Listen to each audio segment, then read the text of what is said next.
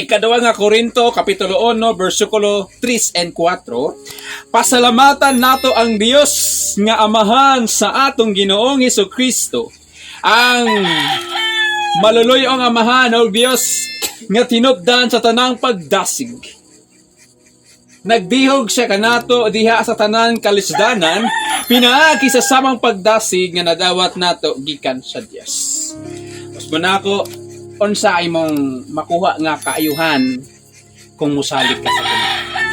Di na to himuon ang usa ka trabaho, usa ka butang na atong pagkahimuon kung wala tay kaayuhan na madawat. Amen? Hello? Amen. Di ta mo trabaho kung wala ta di ta sweldohan. Dili po ta mo atiman kung dili po ta atimanon. Ingon na ang tao, nagakinahanglan gyud siya og attention. That's why ang pagsalig sa Ginoo dili ni ordinaryo nga butang kundi na ay dako nga kahimuan. Unsa ka ang benepisyo na makuha nato kung mosalig ka sa Ginoo? Number 3 is He can comfort you. Iha kang lipayon, iha kang dasigon. Matod pa sa gibasa nato, pasalamatan nato ang Dios nga Amahan sa atong Ginoong Hesukristo, ang maluluyong Amahan o Dios nga tinubdan sa tanang pagdasig. So, pagdasig. Nagdiog siya kanato diha sa tanang kalisdanan, pinaagi sa samang pagdasig na nadawat nato gikan sa Dios. Nagdasig din sa nagdihog. Tama ba diha nagdihog? Okay, nagdasig sa kanato. So kung musalig ka sa Ginoo, kung imong ibutang ang Ginoo na imong ginasaligan, ang ihatag sa Ginoo sa imong pagdasig. Nakaagi na batana ka ng may action kag kaluya, may action kag kabalaka, may action kag discourage. Pero sa pagsalig nimo sa Ginoo, yung kamusalig ko sa Ginoo, bahala ng Ginoo. Siya mo provide, siyang bahala din di kalit kag kakwan. Mura kag gi-kwan bag, mura kag gi-charge. Di kalit kag positive, kalit kag smile. Tama no, Ginoong bahala. Amen? God is our comforter and He is our great refuge. So we can run to Him and hide under His wing. Tanaw? Ang Ginoo mao ang atong mandadasig. Siya ang atong dako kayong dalangpanan og pinaagi ni ana makadagan ta kaniya og makatago ilawom sa iyang pako. Sa panahong maluya ka, sa panahon na kinanglan nimo og encouragement, ibutang ti mo nahon og kasing-kasing. Salig ko sa Ginoo. Financially, may balatian, may bugas, may magmahal, may taktiman. Salig sa Ginoo, dasigo niya ka, anak-anak. Ihag ka sa Ginoo, kaya mo na. Ni ara ko. Di ba mo nangyari sa mga mga mama sa mga anak, nilak, ni ara ko. Malikod pa. Ayaw kabalaka ni ara ko, di ba? O na yung katupad, ayaw kabalaka, o. Ingon anak makuha na to, kana kung na kayo pagsalig sa Ginoo. Ang tao magud maluya, ang tao ma-discourage, ang tao na ma-turn off, sa badiha na term na gamito nato, mawala ya para pagsalig sa Ginoo. In the moment na isalig nimo sa Ginoo ang problema na di mo kayo atubangon, makalit lang ka og kadasig. Na naman ingon na Ginoo, yes, makalihok nako. Kaya sa moment na di mo isalig sa Ginoo, di sa mulihok. Kaya na naman pag masulba di mo problema, mingon man ka, ako na gud ni. Pero kung imong problema giampo nimo, gisurrender sa Ginoo, pag masulbad ang problema mingon ka, glory to God. Di ba? Are you there? Napamudiya. Amen. Amen. Put your trust in Him, cry out to Him, and tell His love for you gives you comfort and peace. Matud niya, salig ka niya, ihilak, singgit diya ka niya, og isulti iyang gugma og muhatag kinig kadasig ug kalinaw diha kanimo. Anong time jud ba na wala na kay umoy imong dasigon nimo kagulon gipalangga ko sa Ginoo. Lag ko sa Ginoo din madasig ka na. Sa Isaiah 41 verse 10, ayaw ka hanlok kay mag-uban ako kanimo. Ayaw ka balaka kay ako mao ang imong Dios. Lig-unon tabangan ko ikaw, panalipdan ug luwason. Oh, sa ka bang kulang? Kung sa kuan pa kano na mahigugmaay na mga panba, mga lovers, mingo man na gihatag na nako ang tanan kung sa pabay ko ang, di ba? Sa Ginoo sab gihatag na niya ang tanan, ang ato alang imon salig saya. Salig sa Ginoo ang tanan, di ba? Ayaw pagsalig sa galingan mo. Isaiah 41 verse 10, ayaw ka hadlok kay mag-uban ako kanimo. Unsa klaseng estado sa imong kinabuhi? May kwarta o walay kwarta? Ingon sa Ginoo, ayaw ka hadlok kay mag-uban ako kanimo. Next, ano niya? Ayaw ka balaka kay ako ang imong Diyos. Ayaw ka balaka. Ayaw ang katupad mo. Ayaw na sige ka balaka. Ingon sa Ginoo, lig-unon, tabangan ko ikaw. Wow. Grabe no, ang makwara to kumusal sa Ginoo. Lig-unon, tabangan, panalitdan, ug luwason. Napabay kulang ka ng gisaad sa Ginoo? Mutuog yan na mingon na ako bahala, lagi, ikaw kawawa. Isaad tanan, sige ako bayad yung mga utang, ako palit bugas, ako na bahala pagkaugmawa may niabot. Ginoo pa kahaang mo saad dito sa ligan. He is always present in times of trouble. Oh. Nasa tanang panahon sa imong problema, nagkaguliyag yung atong kinabuhi, nasa permi. Ano yung mata mo sangpit? He will not turn his back from you. Di niya katalikdan. Di ba? Mamaingon lagan eh. May kasabihan ta, pag wala na kay gamit, so, di nakapansin nun. Pero ang ubang po na ngon nila, pag wala na kay kwarta, di mo makita kung kinto ang tinuuray niya na ay kuan sa muha ka ng kahingawa. Bisim ang Ginoo. Sa dasigon ka, naa siya. Sa nagaluya ka, naa siya. Dili na wither-wither ang Ginoo. Di po na sa balimbing. Kaya bisan pa sa kadasigon o kaluyahon na ang hindi niya katalikdan, makasala ka, labaw pa ka na ihag. O, di ba? Pero tao makasala ka, kabalo na ka. Walay katapusan ang pagkondem. Na! Merese! O, di ba? Pero ginulahi. He is always present in times of trouble and He will not turn His back from you. He will strengthen you and give you the courage to carry on. Likunan niya ka. Tagaan niya kagkaisog na makapadayon ka sa imong kinabuhi. Pamilya, negosyo, pag-alagad sa Ginoo. Psalm 46 verse 1, ang Dios mao ang akong dalampanan ug kusog. Andam siya kanunay sa pagtabang panahon sa kalisdanan. Memorize ni mga bersikuluhan eh. Para dito sige memorize sa imong mga problema diya. Pag may problema, litok ang pulong sa Ginoo. Nag-ingon na ba ang Psalm 46 verse 1, ang Dios mao ang akong dalangpanan ug kusog, andam siya kanunay sa pagtabang panahon sa kalisdanan. Ang nindot diri ang words na andam siya kanunay. Ato mga higala, andam ba na kanunay? May mga time lang na kanapo na sila yung mga kalisdanan. Pero ang Ginoo walay kalisdanan kay kaya niyang tanan. Okay?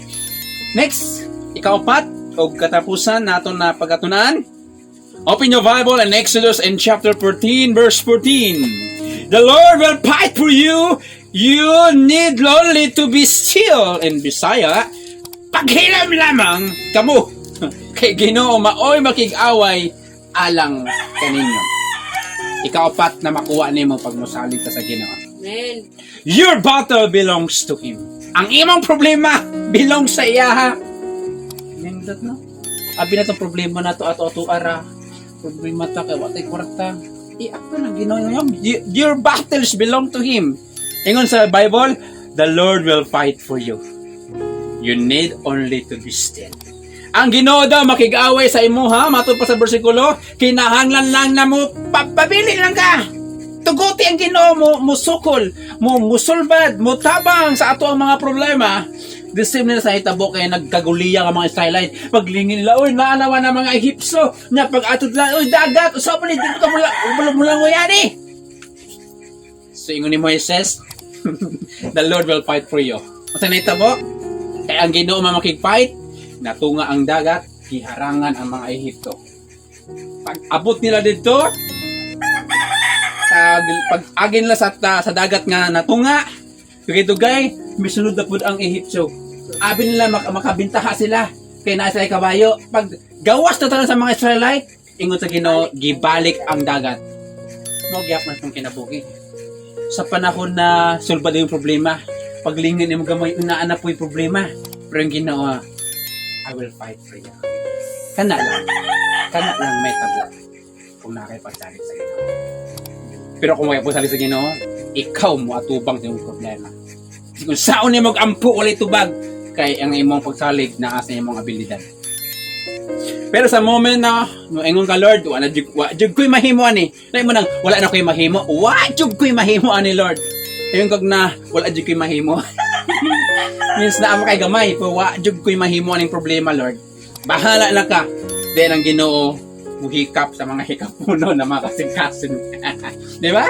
God will help you to go through anything and He will fight for your battles. Ang Ginoo mutabang, mulatas, mulakaw, sa mga butang na imong gikahadlugan ang siya og moatubang sa imong problema. May time na kanang naakay atubang mo na problema ug moatubang kag dagkong mga tao kung sa badiya na mga appointment mo, action kag kabala ka kahadlok ba? Ug basi kung mamali, then ampo ka sa Ginoo, mukalit kag kaisog mura kag ikaw na ang host, di ba? Amin tayo experience ko ana. Deuteronomy 20 verse 4, Deuteronomy 20 verse 4. Kay naguban kaninyo og mao ang Ginoo, ang inyong Dios, og siya maoy makig-away alang kaninyo og makighamaghatag kaninyo kadaugan. So, napabay ko lang. Kung musalig ka sa Ginoo, siya ang makig-away kanimo. Hello? Amen. Lisod kayo atubangon ang problema kung kita-kita lang. May nguntaga, dugay na ko sa kalibutan. Nag-iana na ako na. Kung malimutan niyo mo sa kusulbat ka niya to. Pero ang ganyan i-remind ka sa Ginoo na yung libat ka niya to. Then, ang may tabuhan na, glory to God. Di ba? Just put the full armor of God and trust Him. He is in control. No weapon shall prosper in your life. Isulob ang tanang hinagiban sa Dios, salig sa iya ha, kay gikontrolan niya ang tanang butang, ug walay mga hinagiban na dautan na makadaog batok sa imo ha, sa imong kinabuhi. Last verse, Isaiah 54 verse 17. Apan walay hinagiban nga gipanday nga magpulos batok kanimo. Natubag mo ang tanang sumbong batok kanimo, mao kini ang panulundon sa akong mga alagad, ug hatagan ko sila kadaugan, nagingon ang Ginoo. Matod sa Bible, hello, are you there? Amen. Hatagan ka kadaugan. Then, ingon sa Bible, apan walay hinagiban, nagipanday nga magpulos. Walay hinagiban na pwede mo buntog sa imuha na himuon gamiton sa yawa. Sa himuon nato, salig sa Ginoo. Nanuman, pag musalig ka sa Ginoo, imong problema, iya ang problema. Amen. Di ka musalig sa Ginoo, imong problema, imo ang problema. Sa klase nga problema na asin mo karon.